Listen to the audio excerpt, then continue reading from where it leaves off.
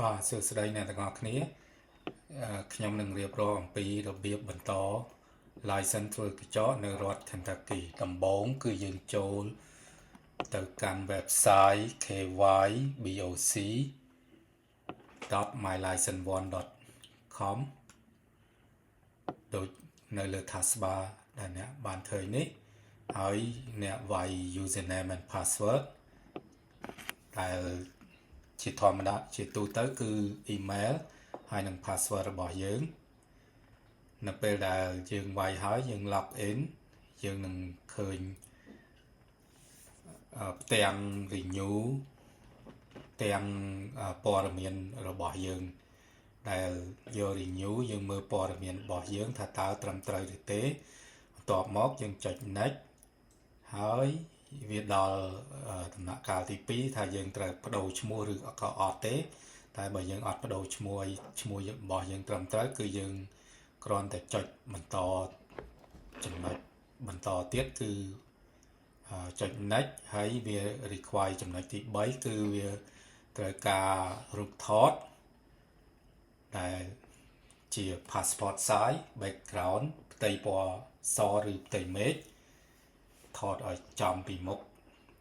ន្ទាប់មកយើង upload ហើយយើងវាចេញផ្ទាំងនេះមកថាតើយើងចង់ adjust វាឬមួយក៏ទេរូបយ៉ាងម៉េចយើងអាច crop វាបានបន្ទាប់មកទៀតគឺចូល step បន្ទាប់គឺ demographic ដែល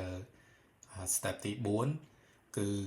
យើងបំពេញនៅអាសយដ្ឋានរបស់យើងថាតើវាត្រឹមត្រូវឬអត់សម្រាប់ពេល address ដែលយើងនៅបច្ចុប្បន្នហើយ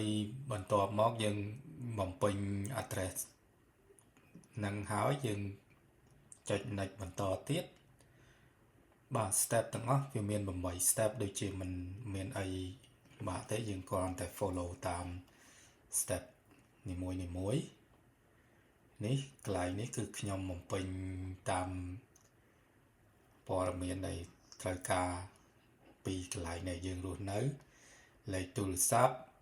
ចំណុចក្រោមមកទៀតគឺចំណុចកន្លែងនេះគឺយើងចង់ដឹង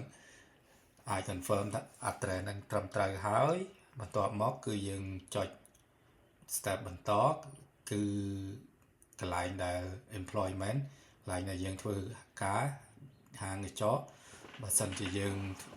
នៅធ្វើការយើងយក yes បើមិនសិនជាអត់ទេយើងយក no ហើយគេសួរចំណុចនេះគឺគេសួរថាតើយើងគឺជា manager ឬអត់ជាយើងអត់ទេយើងយក no មកហើយចំណុចទី1គឺ salon ដែលយើងធ្វើនៅទីណាឧទាហរណ៍ Kentucky Salon កន្លែងនេះគឺខ្ញុំធ្វើការនៅ Lavis Nails ចឹងខ្ញុំដាក់ឈ្មោះហាងកញ្ចក់ហ្នឹងហើយ salon license number បើសិនជាយើងអត់មានទេយើងមិនបាច់បំពេញទេយើងគ្រាន់តែបំពេញឈ្មោះ salon ទៅជាការស្រេចតែបើយើងមិនធ្វើការទេយើងមិនបាច់បំពេញក៏បានដែរកន្លែងហ្នឹងតបមកទៀតគឺគេសួរយើង employment យើងធ្វើនៅចំណុចនេះគឺចំណុច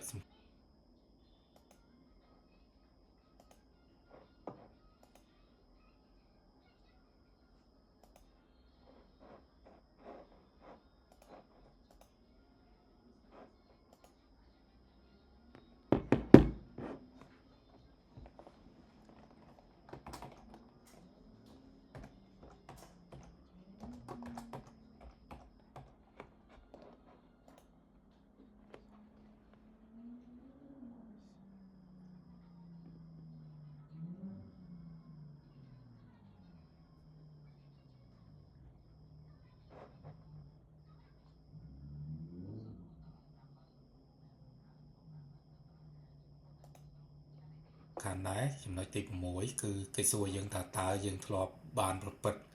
អ្វីខុសឧទាហរណ៍ដូចជា state board ផ្អាក license របស់យើងឬមួយក៏ចំណុចអីមួយបើសិនយើងអត់មានអីទេធ្វើខុសអីទេយើងគ្រាន់តែ renew យើងយក no មកកន្លែងចំណុចហ្នឹងបាទចំណុចទី6នេះដូចជាมันមានអីអាចថាសំខាន់ឬមិនសំខាន់ chẳng dương do lại năng vô nổ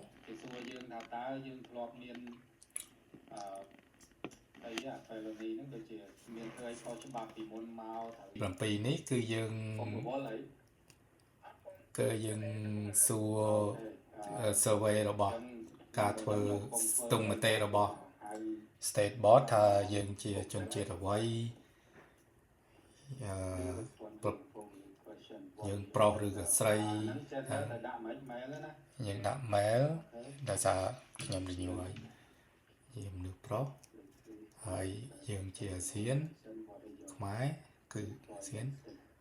ហើយកន្លងចំណុចនេះគេសួរថាតើយើងធ្វើការអត់ញ៉េយើងធ្វើការហើយសាឡនណេមយើងដាក់តាមនឹងមកបើយើងបំពេញក៏បានមិនបំពេញក៏បានតាមជាទូទៅបើសិនជាយើងមិនបានបំពេញហើយវាជាចំណុចដែលតម្រូវឲ្យត្រូវតែបំពេញវានឹងចេញលោតមកវិញបាទ